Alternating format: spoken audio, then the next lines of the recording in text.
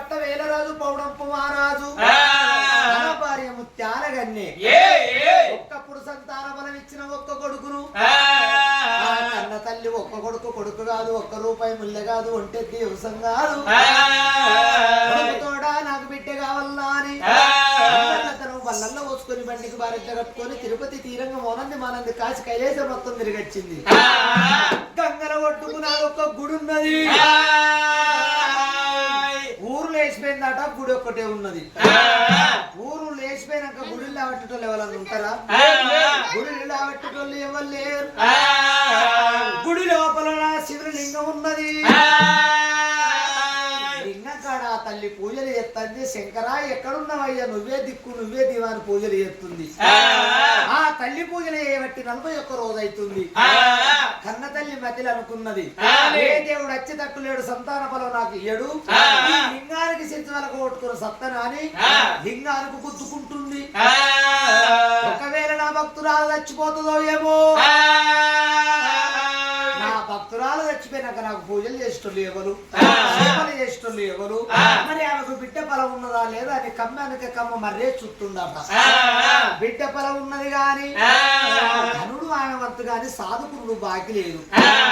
ఈ వంటలో ఇత్త లేకపోతే మర్రి అత్త. మరి బిడ్డ బలం ఇత్త గాని 7 నెలల గర్భవతి అప్పుడు భర్త చచ్చిపోయేది ఉన్నది.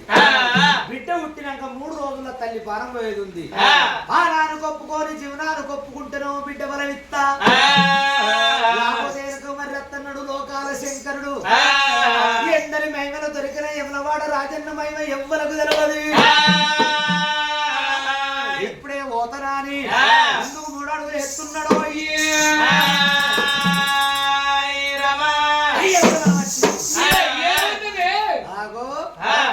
ఎండు జోలే కుడికి పడు జోలే బంగారు జోలే ఉద్దరక్ష మాలలు వేసుకుని నేను రేనుకుంటా పోతే రేనుకుంటా అక్కడ లోకం అంతా ఏమంటారు? యమలాడ రాజన్న రాక వచ్చినవయ్యా, మా ఇంటికి రా, మా ఇంటికి రా, మా ఇంటికి రా, మా ఇంటికి రా, మా ఇంట్లో పెట్టు, మా ఇంట్లో పెట్టు, మా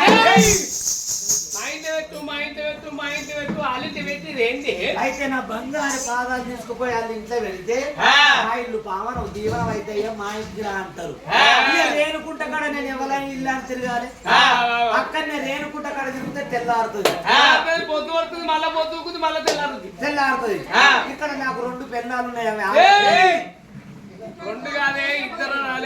2 పెళ్ళాలు ఉన్నారు.